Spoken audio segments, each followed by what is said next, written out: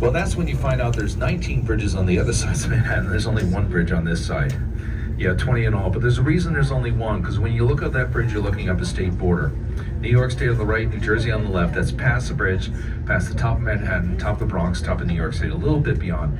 It is not easy to build bridges or tunnels, for that matter, across state borders. It's not easy to get two governors agreeing on what's going to pay for something. In fact, you look down the Hudson. We're going to sail past this in a moment. See, there's a big rig in the middle of the Hudson. That popped up just over a year ago.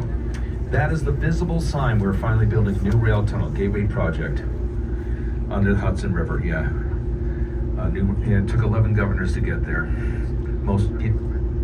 What? Oh, there are tunnels already. Yeah, this is a new tunnel. Yeah, but it took 11 governors to get there. Mostly in New Jersey. They have a lot of turnover. But you know, it's just not a good place for a state border. Remember, folks, this wasn't our idea. This is one of those borders the British left us with. Yeah, think about it. The British always leave with the best borders. You post-colonials know what I'm talking about. So we call this the Hudson River. We used to call it, and we call it that because in 1609, Henry Hudson, he was an English explorer and the employer of the Dutch. He sailed up this waterway, barely stopping in Manhattan on this trip, because Henry Hudson was not here to start a colony. No, Henry Hudson was here to find a quick and easy passage to India.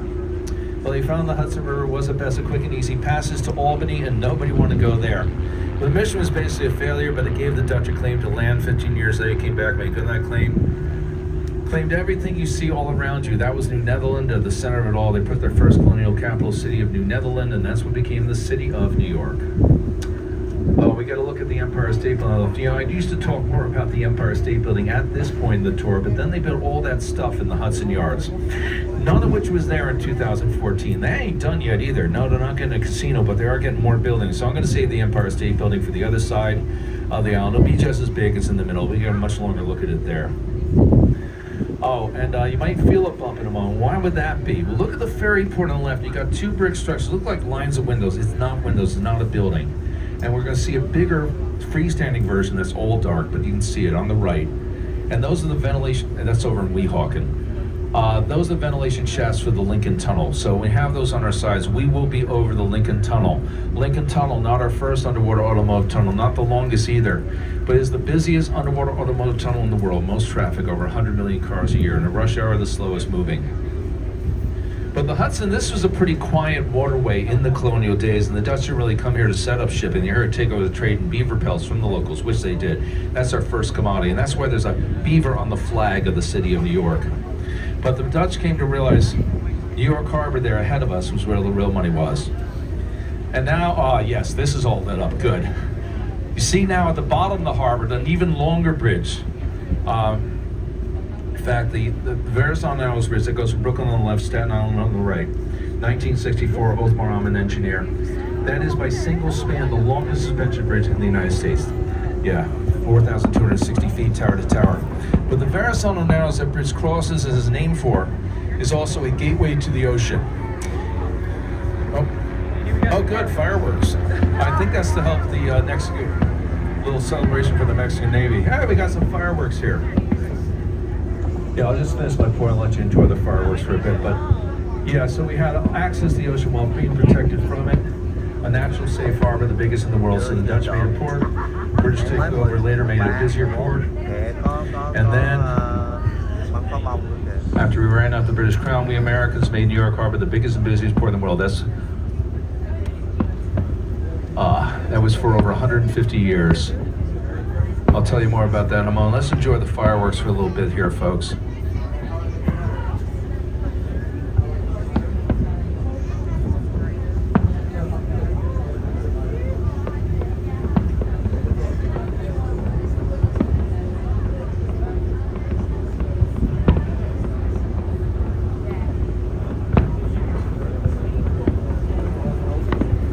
Oh, when we were first the busiest port in the world, the Hudson was still pretty quiet. The East River is where the action was at first. But the action quickly shifts over here and it gets even busier after we dig a little ditch across New York State called the Erie Canal. So now Hudson is not just a pass of Albany, gateway to all five of the Great Lakes and beyond from the ocean. And also about that time, a man named Robert Fulton, let's be clear, he did not invent the steamboat. No, Steve Jobs didn't invent the smartphone either. Became a better model, made more money. Remember, kids, in tech, second mouse gets the cheese. But all this together kept us growing as a port. New York State, the biggest and busiest port in the world for over 150 years. Yeah, we don't have that status anymore, not even close. When we were the biggest port in the world, it was said fairly you could skip from New York to New Jersey by jumping from boat to boat. This river, East River, full of boats.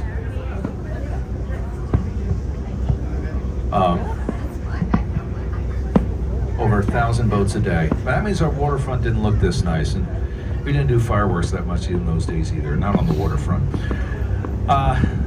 Yeah, our waterfront then was actually a bit nasty, and there was a man who worked on the waterfront back in those days, a man named Herman Melville. Yes, the man who wrote Moby Dick, but his day job was customs clerk at the Gansevoort Market, they were now called the Meatpacking District. Melville worked on the waterfront, but he wrote Manhattan is an island where no one looks at the sea. No one wanted to deal with that waterfront. You weren't there to work or catch a boat. Nobody wanted to live there.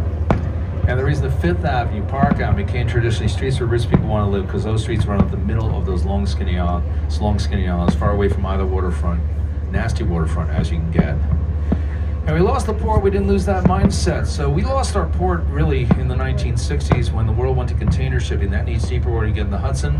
Port of New York moved out into New Jersey, Newark, Elizabeth. When that happened, well, first we had sat here like a cargo cult for a generation, watched the piers slowly rot away while we waited for boats to magically come back. Finally realized they're not coming back, but now we're looking to see.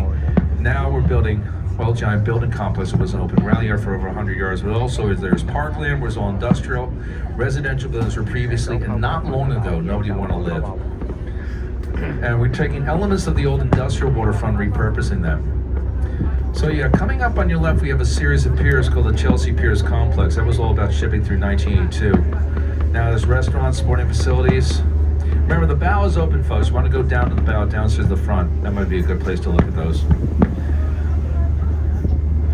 Yeah, through 1982. But now Chelsea Piers, coming up on your left, is restaurants, sporting facilities. You see one pier that we turned into a big cage of netting. So there are guys in the little boxes in the back of that cage. They're going to be trying to hit this boat with golf balls. So watch your heads, folks. Oh, and TV production facilities. In fact, in the Chelsea Piers, where they just shoot the interior scenes for Law, and Order. Yeah, that's how you say that. And they still shoot Law, and Order SVU in there.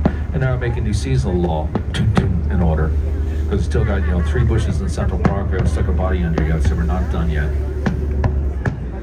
Oh, by the way, folks, the murder rate in Law, and Order is a lot higher than your the reality. A lot lower than Murder, She Wrote. Do the per capita on that one. Old Joe's was the deadliest town in America. Okay, so we're coming right up on the fireworks now. I'm going to take a little break on the mic here.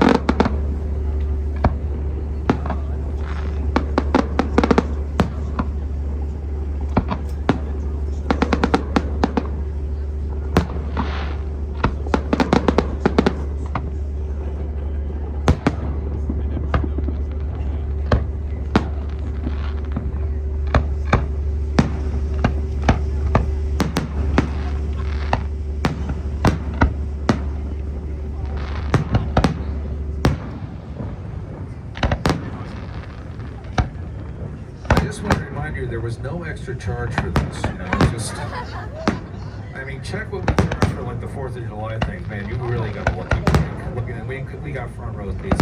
Hello, officer. Try it out.